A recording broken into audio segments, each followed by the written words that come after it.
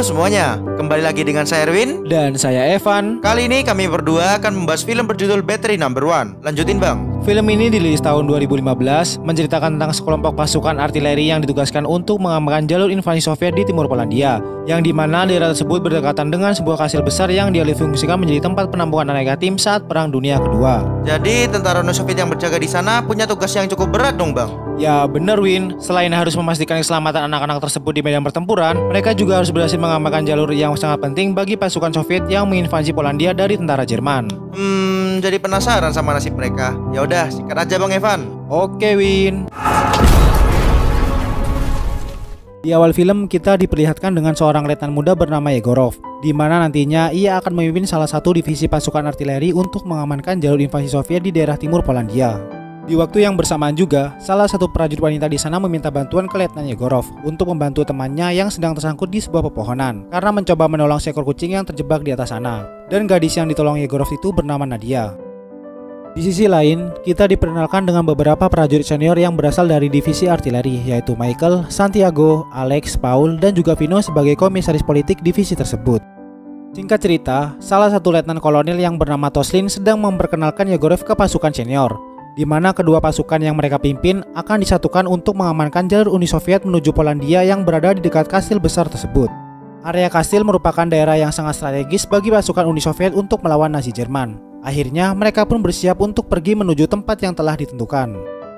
Lalu scene berpindah di sebuah biara dekat kastil, di mana di tempat itu sempat terjadi pembantaian yang dilakukan oleh Jerman terhadap biarawati dan beberapa tentara perlawanan rakyat Polandia.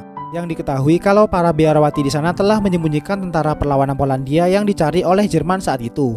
Dan di sana mereka dikumpulkan dan dieksekusi mati oleh pasukan SS yang dipimpin oleh Kapten Harald Koch. Namun setelah kejadian itu, di saat para pengurus mayat setempat sedang mencari barang berharga dari para korban pembantaian, tiba-tiba salah satu biarawati yang bernama Eva masih selamat, walau ia sempat terkena tembakan di area dadanya. Lalu scene berpindah ke pasukan Yegorov. Mereka telah sampai ke titik yang telah ditentukan, di mana mereka sedang mempersiapkan penempatan artileri serta membuat parit yang akan berfungsi sebagai pertahanan pasukan Uni Soviet. Namun tidak diketahui kalau di sana mereka sedang diintai oleh tentara perlawanan rakyat Polandia yang pada saat itu juga sangat membenci pasukan Uni Soviet. Di tempat lain, Letnan Yegorov dan beberapa prajuritnya sedang memeriksa sebuah menara kastil yang akan mereka gunakan sebagai tempat pengintaian daerah itu. Dan di saat mereka akan kembali menuju tempat berkumpulnya pasukan, tidak sengaja Letnan Yegorov dan prajuritnya melihat seekor ayam. Karena posisi pada saat itu mereka lapar, akhirnya Yegorov dan temannya pun bertekad untuk menangkap ayam tersebut.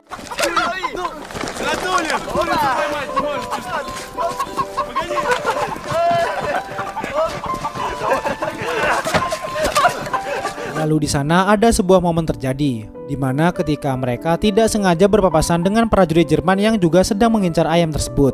Dan benar, hanya perkara ayam saja terjadilah baku tembak di antara mereka.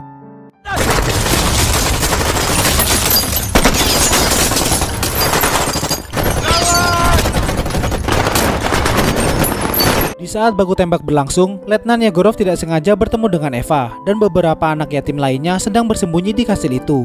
Dan di sana Yegorov pun mencoba mengamankan para warga sipil tersebut agar mereka tidak menjadi korban dalam baku tembak yang terjadi. Untungnya di tempat itu bala bantuan dari pasukan senior datang dan mereka pun dapat mengatasi prajurit Jerman yang berada di sana. Walaupun salah satu di antara mereka berhasil lolos dari pengajaran tersebut, dan ia juga berhasil menemukan titik lokasi camp dari pasukan Yegorov. Setelah baku tembak yang telah terjadi, Letnan Yegorov dan pasukannya masih saja berpikiran untuk menangkap seekor ayam yang mereka incar.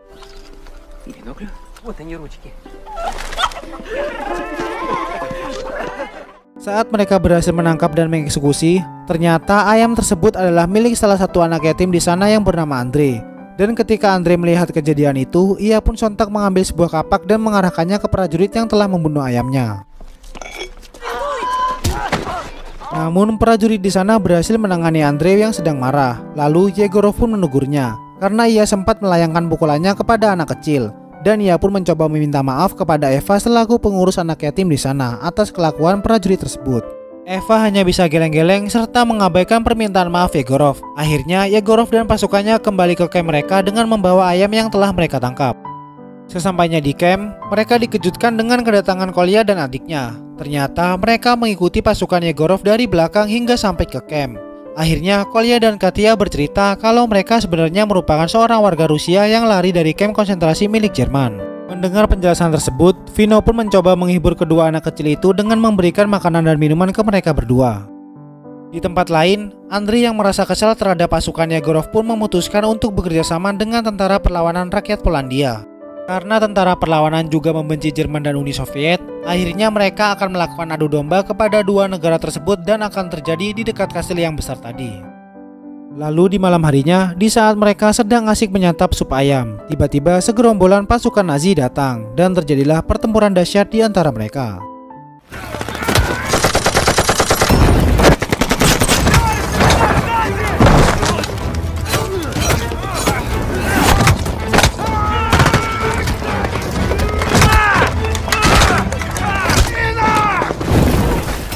Di sana pasukan Yegorov berhasil memukul mundur pasukan Nazi yang telah menyerang mereka. Namun sayangnya, salah satu prajurit penting di pasukan Yegorov yaitu Santiago harus tewas dalam pertempuran tersebut.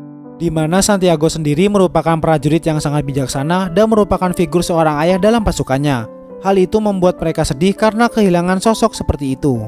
Dan setelah kejadian itu, Eva pun datang ke kamp pasukan Yegorov untuk memintai bantuan kepada mereka. Namun sesampainya di sana, ia terjatuh lemas karena pendarahan yang dialaminya akibat luka tembak di dada yang belum sepenuhnya diobati.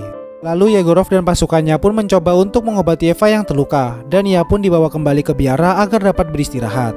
Selama Eva dalam tahap penyembuhan, pasukan Yegorov mengambil alih semua tugas Eva untuk mengurus anak-anak yang ada di biara tersebut. Mulai dari mengurus makanan sampai memperbaiki sepatu dari anak-anak itu yang telah rusak. Di sisi lain, pasukan Jerman sedang mempersiapkan serangan dadakan yang akan dilakukan saat fajar tiba. Sedangkan tentara Polandia mencoba untuk memasang bom di sekitar jembatan agar pasukan Yegorov tidak dapat lari dari pertempuran tersebut. Pagi harinya, pasukan Jerman pun melancarkan serangan mereka ke pasukan Yegorov yang berada di kamp pertahanan. Dan terjadilah pertempuran besar di sana.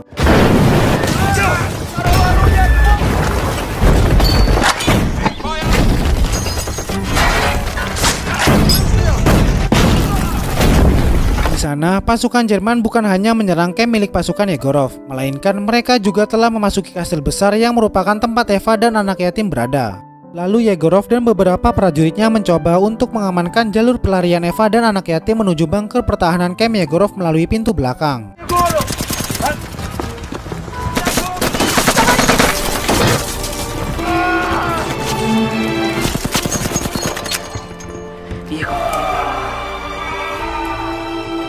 Di sana mereka pun berhasil sampai ke bunker tersebut.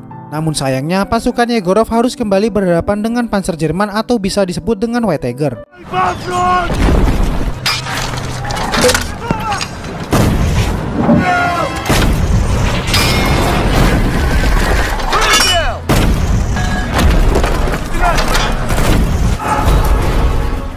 Dan di penyerangan tersebut, semua artileri milik pasukan Yegorov hancur akibat terkena tembakan dari meriam tank Jerman.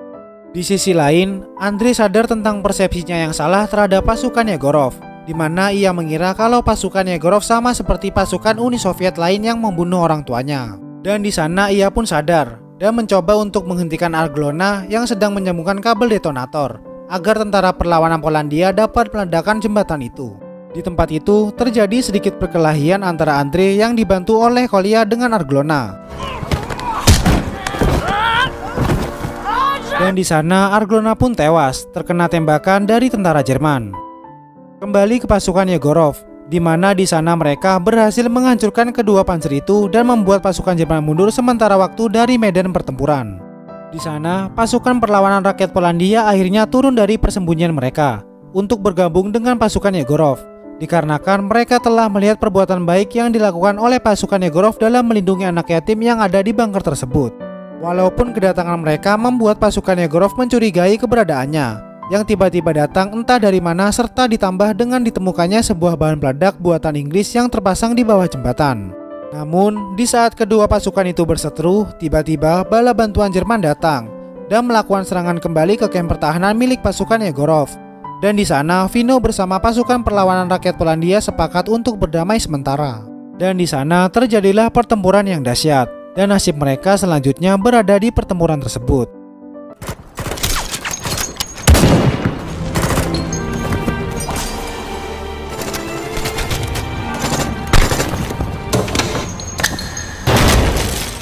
Yegorov dan Nadia mencoba untuk menghubungi markas divisi melalui radio. Dan di sana mereka mendapat jawaban kalau pasukan Uni Soviet akan segera mengirim bala bantuan yang mereka nantikan. Namun di pertempuran kali ini, pasukan Yegorov sangat kesulitan untuk membendung serangan Jerman yang sangat brutal, di mana Vino dan pemimpin pasukan perlawanan rakyat Polandia tewas dalam serangan tersebut. Dan di saat Jerman melemparkan stik granat mereka ke dalam parit pertahanan pasukan Yegorov, di sana Nadia, Eva, dan juga Yegorov sendiri menahan ledakan tersebut dengan tubuh mereka. Agar ledakan itu tidak mengenai anak-anak yang berada di dalam bunker. Tidak lama dari kejadian itu, bala bantuan yang dinantikan oleh pasukan Yegorov pun datang. Pasukan bala bantuan itu dipimpin langsung oleh Letnan Kolonel Toslin sendiri. Namun sayangnya, semua batalion artileri yang dipimpin oleh Yegorov tidak bisa diselamatkan. Di saat mereka sedang melakukan pencarian korban yang masih hidup, di sana mereka hanya bisa menemukan beberapa anak-anak yang berhasil selamat di dalam bunker pertahanan pasukan Yegorov. Di akhir film, dan beberapa tahun berlalu, kita diperlihatkan dengan dua orang kakek yang sedang bertemu di sebuah kastil besar. Mereka adalah Kolya dan Andre, yang datang untuk mengingat kembali peristiwa yang mereka alami saat di medan pertempuran. Dan film pun berakhir.